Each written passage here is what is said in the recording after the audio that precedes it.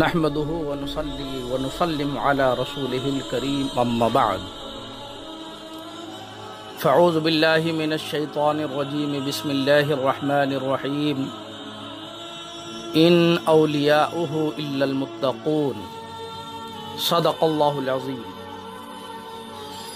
اللهم صل على سيدنا مولانا محمد معدن الجود والكرم وآله وبارك وسلم۔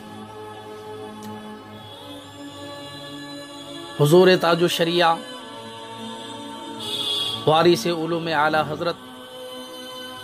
حضرت علامہ مولانا مفتی محمد اختر رضا خان ازہری قادری بریلوی علیہ الرحمت والرضوان جانشین حضور مفتی اعظم ہند کی ذات گرامی محتاج تعارف نہیں۔ آپ اعلیٰ حضرت امام اہل سنت علیہ الرحمت والرضوان کے پرپوتے حضرت علامہ ابراہیم رضا خان بن حجت الاسلام مولانا حامد رضا خان کے صاحبزادے ہیں۔ علم و فضل میں اپنے جد امجد اور سرکار اعلیٰ حضرت کے جانشین ہیں۔ ساتھ ہی حضور مفتی اعظم ہند علیہ الرحمت والرضوان کے قائم مقام ہیں۔ یقیناً حضور تاج الشریعہ کی ذات پوری جماعت اہل سنت کے لیے مرجع کی حیثیت رکھتی تھی۔ تفقہ فی الدین میں آپ یکتائے زمانہ ہیں، فقہی جزیات نوک زبان رہتے۔ یقیناً حضور تاج الشریعہ جماعت اہل سنت کے وہ قیمتی سرمایہ ہیں جن کی مثال ڈھونڈنے سے ملنا مشکل ہے۔ جو مرجعیت و مرکزیت آپ کو حاصل تھی وہ کسی دوسرے کو ہرگز نہ ملی۔ پیروں میں فی زمانہ آپ اس وقت سب سے بڑے تھے، مفتیوں کے بھی آپ امام تھے اور بلا شبہ علماء کے بھی آپ ملجا و ماوا تھے۔ فقہ میں آپ کا مقام انتہائی بلند تھا۔ آپ کے فتاوی کے مطالعے سے اس بات کا اظہار ہوتا ہے۔ حدیث دانی میں بھی آپ بے پناہ کمال رکھتے تھے۔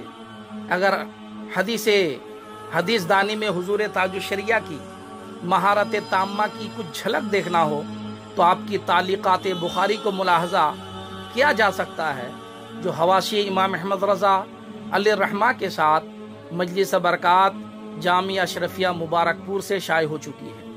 یقیناً حضور تاج الشریعہ علیہ الرحمت والرضوان کو فن تفسیر میں بھی مہارت تھی۔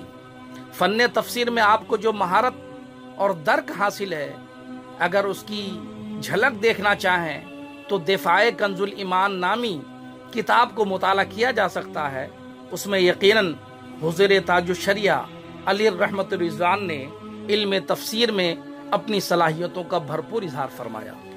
یوں تو حضور تاج الشریعہ علیہ الرحمت والرضوان بے شمار خوبیوں کے حامل تھے، مگر خصوصیت کے ساتھ آپ کی زندگی میں جو وصف آپ کے اوپر غالب رہا وہ آپ کی حق گوئی اور بے باکی تھی۔ یقیناً آپ حق بات بولنے میں اور کہنے میں کبھی کسی کی پرواہ نہیں کرتے تھے۔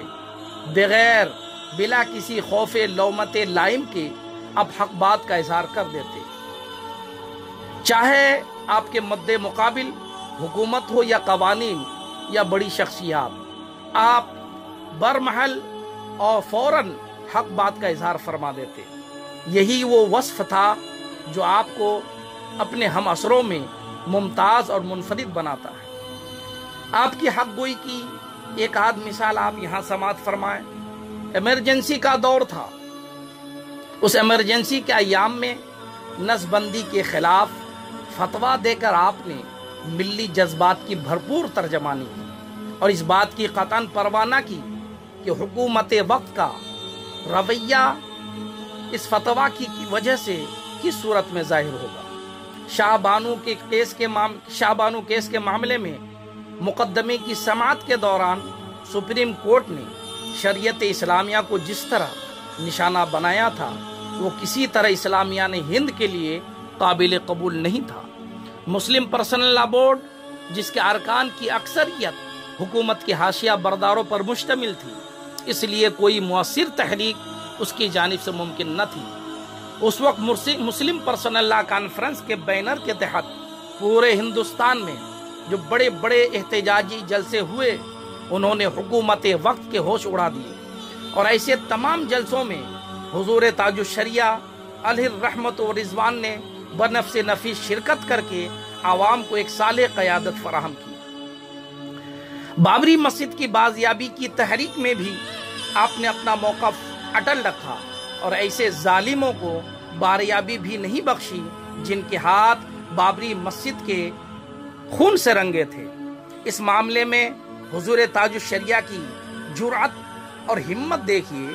آج کل لوگ نام و نمود کے لیے اگر کوئی شخص بڑے عہدے پر فائز ہے تو اس سے ملنے کے لیے نہ جانے کیسی کیسی جتن کرتا ہے اور طرح طرح کے ذرائع کا استعمال کرتا ہے کہ فلاں آدمی سے ہماری ملاقات ہو جائے، لیکن حضور تاج الشریعہ علیہ الرحمت و رضوان کے حق گوئی بے باکی اور تقوی اور پرہیزگاری کو داد دیجیے کہ وقت کا وزیر اعظم نرسمہا راؤ آپ کی ملاقات کی غرض سے بریلی شریف پہنچا تو حضور تاج الشریعہ نے نہ صرف وقت کے وزیر اعظم نرسمہا راؤ سے ملنے سے انکار کر دیا بلکہ خدام تاج الشریعہ نے لا حول ولا قوت الا باللہ کی کثرت سے وقت کے وزیر اعظم کو بھاگنے پر مجبور کر دیا۔ یقیناً ایسی باتیں بہت کم لوگوں میں دیکھنے کو ملتی ہے کہ جو حق گوئی اور بے باکی کی ایسی مثال قائم کرے۔